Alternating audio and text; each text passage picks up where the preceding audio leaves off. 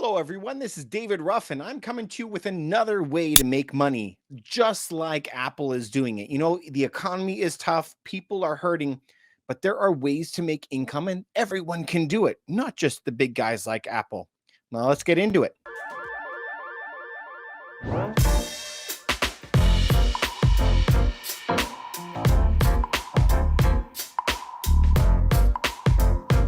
Let's take this article that is here just today, and we're going to take a look at this, and it blows your mind. I think it does. Apple is borrowing money to buy back stock.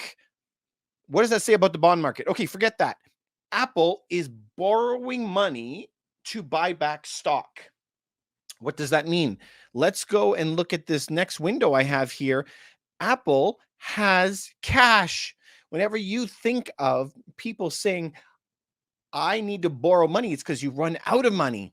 Apple right now has, at the end of the first quarter, 51 billion with a B, $51 billion in the bank. Last year, they had 62 billion in the bank. Apple had in 2020, 90 billion in the bank. Okay, so they had a lot. Now they're at $51 billion. Why? Why would a company with $50 billion sitting in cash in a bank account ever go and borrow money? Why? That makes no sense, right? And this is what I thought when I was younger, when I was in school, but they let me down. They lied to me about a lot of things. So let me tell you this. If you can go, and I'll have to do this live with you, go to a website called Shadow Stats. Shadow Stats. So this is going to show you the reason why they're borrowing, because in the 80s, they used to show you the inflation numbers, including everything that you would need to live. So everyone that grew up through those years were remembering how inflation was super hot in 1992, around 15%, and they got driven all the way down to very, very low, 1, 2, 3%. When inflation started to take up again, they started to change the way in the 90s and then again recently how we calculate inflation. So real inflation is when you include housing prices, food prices, fuel prices, and everything else it costs to live. But the government doesn't like seeing a high inflation number. They need something to change that number, to change the narrative. So they remove housing and food and fuel out of it until you're only left with, I always say, TVs and pencils. So if you go look there, the government stated inflation is in red, but the blue line will show you what the inflation is today if we calculated it the exact same as we did in the 80s. So back in the 80s, it was all the same, 15%.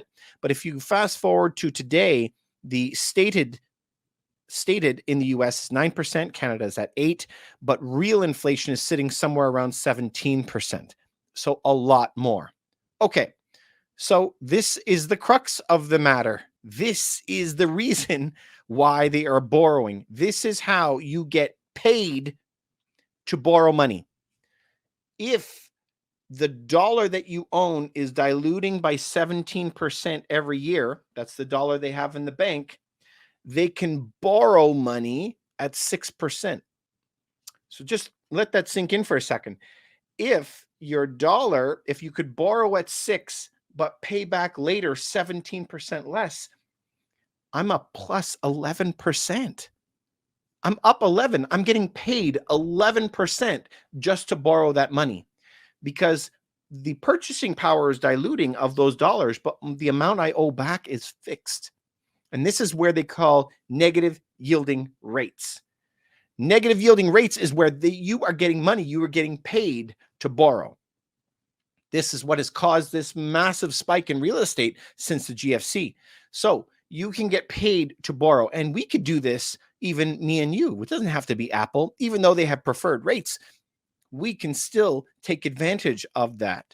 So this is why they are borrowing as much money as they can, because they're getting paid to borrow. So they're going to borrow every dollar they can and purchase back their own shares, because they know that by purchasing back their own shares, it's going to boost the price of Apple. Remember, everything, the price is going to follow rarity.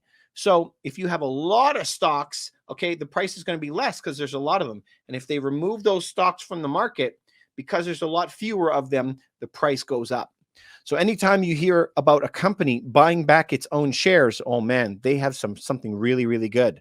They're really going to be boosting the price. Expect the stock to go up. But if they are borrowing money to buy shares, my goodness, they can do really well. This is something me and you can do. So if we have our own business, we have 4 companies. If you have your own business and you could borrow money in your companies to fuel your growth, then you're only going to be doing better and better and better by it. So you have to make sure that you can borrow to make money, but you need to make sure that you're never going to over leverage yourself. So you're not going to be borrowing every last dollar you can, and talk to your financial advisor, talk to whoever you deal with to make sure that you have enough cushion, but you're taking advantage of all the credit that you can get. Anyway, that's it for me today. Hope you make some money. I'm always here for your health, wealth, and happiness. And as always, please like and subscribe to this video. It's the best way to support us. We really appreciate it. We'll see you soon.